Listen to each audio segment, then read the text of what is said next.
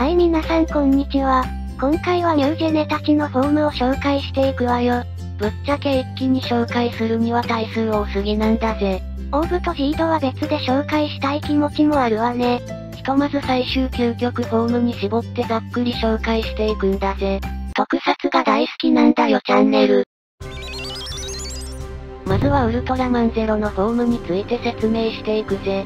厳密にはニュージェネに含まれないもののニュージェネと共によく活躍するウルトラマンなのよね。ウルトラセブンの実子という設定から外見もセブンに似せているんだぜ。上半身が青で下半身が赤というのは初登場当時の M78 星雲光の国のウルトラ戦士には見られない貴重をしてるんだぜ。頭部にあるゼロスラッガーはセブンのアイスラッガーと同型の武器になっていて胸にはセブンにないカラータイマーもあるわね。口元もセブン譲りなんだぜ。そんなウルトラマンゼロの最終形態がこちら。ウルトラマンゼロビヨンド。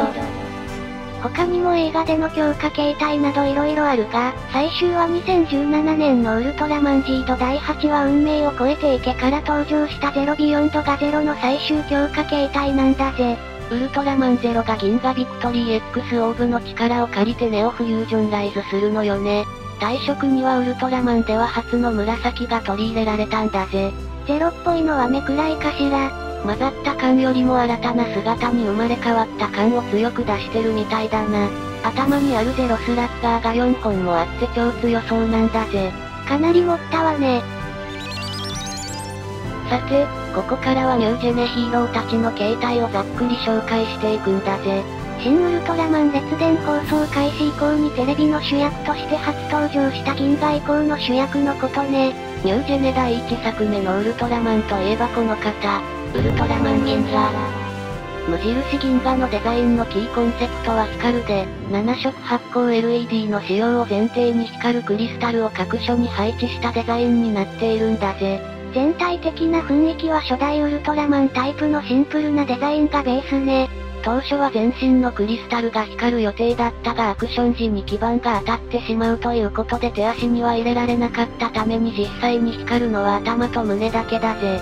その辺はフィクションと現実の兼ね合いね。そしてニュージェネ第2作目銀河 S のもう一人の主役ヒーロー、ウルトラマンビクトリー。ビクトリーはタイトルに入れてもらえなかったのね。せめて銀河 V にしてやってもよかったのにな。デザインは圧倒的に V モチーフね。ビクトリーって感じだな。さらにウルトランスで右腕が怪獣の一部に変化するんだぜ。まあこれはフォームが多すぎるからまた別で紹介するぜ。主役ウルトラマンじゃないからってだいぶ冒険したみたいね。ちなみに銀河では光らなかった腕が光るようになってるんだぜ。どうしてもやってみたかったのね。そしてこの二人がフュージョンしたウルトラマン銀河の最終形態がこちら。ウルトラマン銀河ビクトリー。2015年公開の劇場版ウルトラマン銀河 S 決戦ウルトラ10勇士に初登場したウルトラマンね。フュージョンブレスの力で自我からゼロまでの能力が使える上にビクトリーのウルトランスも使えるんだぜ。能力の大盤振る舞いだわ。銀河プラスビクトリーでメインカラーも赤青黒金と派手な上に映画用のウルトラマンだから発光パーツも多くてもう派手派手だぜ。どこかの柱みたいね。どんどん行くわよ。第3作目、ウルトラマン X。アーマーを着たウルトラマンという発注から甲冑をモチーフとした初代ウルトラマンタイプでデザインされたウルトラマンだぜ。少しだけど黒色が入っているのね。ビクトリーで評判が良かったから以降の作品にはちょいちょい黒色が取り入れられるようになったんだぜ。強化形態はウルトラマンエクシード X。肩幅がすごいわね。肩幅があるから物理で殴る系かと思いきや実は怪獣の闇の力を浄化することに特化した形態なんだぜ。しかもスパークドール塚ができないからとどめを刺すのは通常形態だぜ。なんか思ったよりできることが少ないのね。初登場の12話の監督によるとパワーアップ形態が登場すると基本形態が登場しなくなるという問題を是正するためにとどめを刺せなくしたらしいんだぜ。なるほど。素晴らしい配慮ね。そしてその最終形態がベータスパークアーマー。2016年公開のウルトラマン X の劇場版来たぞ我らのウルトラマンに登場するウルトラマンとウルトラマン自我の力を宿す黄金の最強サイバーアーマーなんだぜ。初代ウルトラマンとティガの組み合わせでベータスパークとすることで変身するのよね。右肩がウルトラマンの胸部、左肩がティガの胸部プロテクターをそれぞれもしてるんだぜ。最終はエクシード X 素体だがデザイン段階ではエクシード X ではなく通常形態の X が装着したものやウルトラマンとティガの配色をそのまま用いたものなどもあったみたいだぜ。こうやって見ていくとウルトラマンって強い敵が出てくるたびに新たな強化デザインの制作があると思うとかなり大変よね。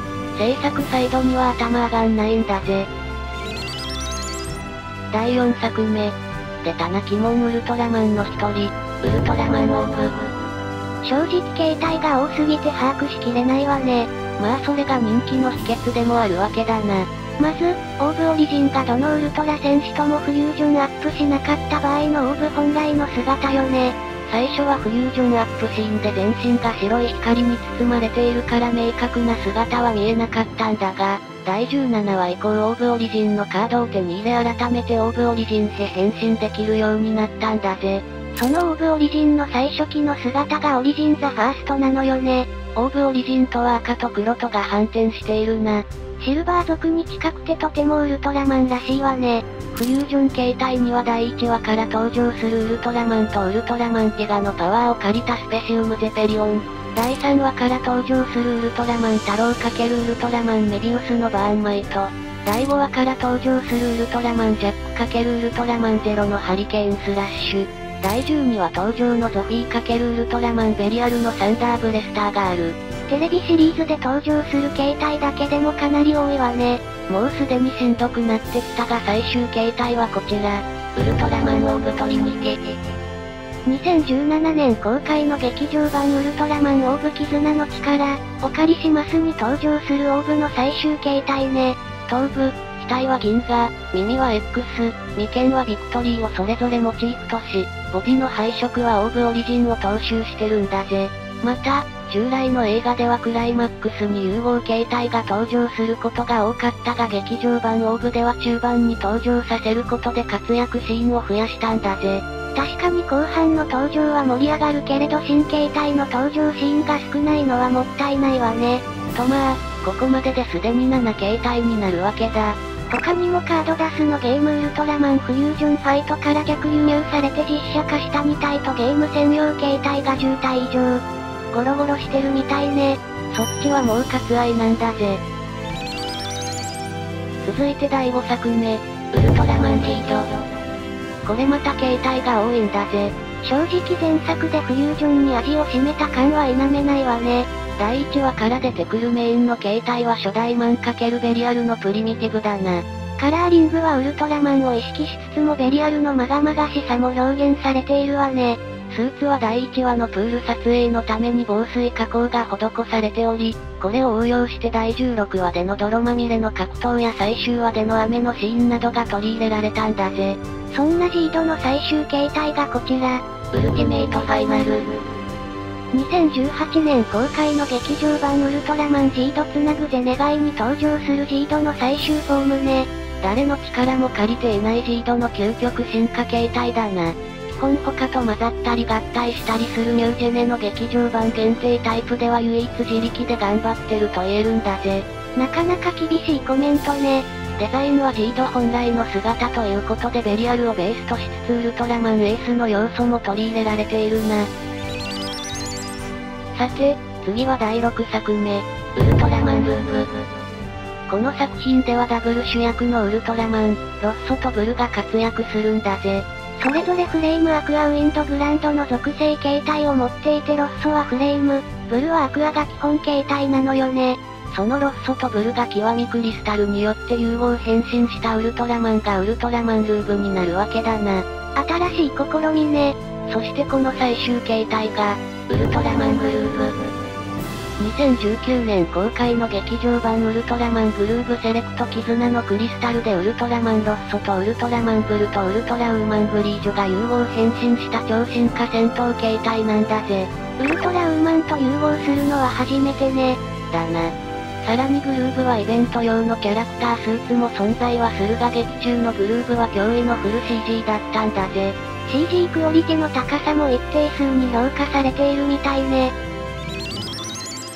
ニュージェネ第7作目、記念すべき令和一発目の、ウルトラマンタイガ。